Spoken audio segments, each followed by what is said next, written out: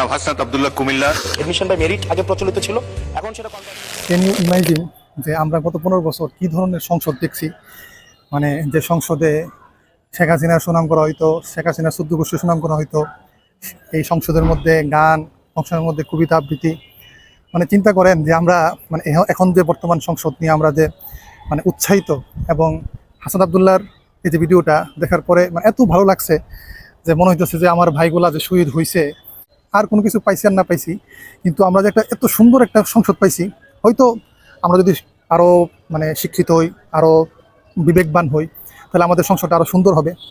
আগামী মানে ভবিষ্যতে ইলেকশনের মাধ্যমে আরও ভালো ভালো মানুষ, শিক্ষিত মানুষ, দেশপ্রেমিক মানুষ সংসদে আসবে।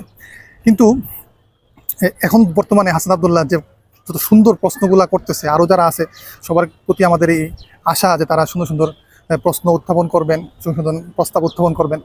এই যে এত সুন্দর একটা সংসদ আমরা দেখতে পাইতেছি, এটার জন্য হইলেও আমাদের শহীদদের প্রতি সারা জীবন কৃতজ্ঞ থাকা প্রয়োজন।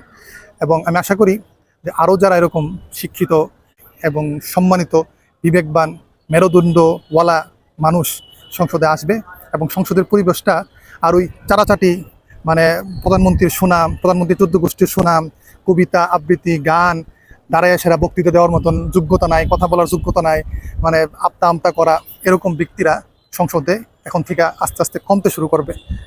যে দলই ক্ষমতায় থাকুক, তাদের উচিত যে একজন শিক্ষিত বিবেকবান মানুষদেরকে নমিনেশন দিয়ে সংসদে নিয়ে আসে। আর আমরা যারা জনগণ আছি, আমাদের উচিত যে সংসদে এরকম ব্যক্তিকে পাঠানো যে আমার এবং আমার সমাজের কথা বলবে, এবং সুন্দর সুন্দর প্রস্তাবনা উপস্থাপন করবেন এবং দেশকে এগিয়ে নিতে সাহায্য করবে। আসসালামু আলাইকুম। আল্লাহ হাফেজ।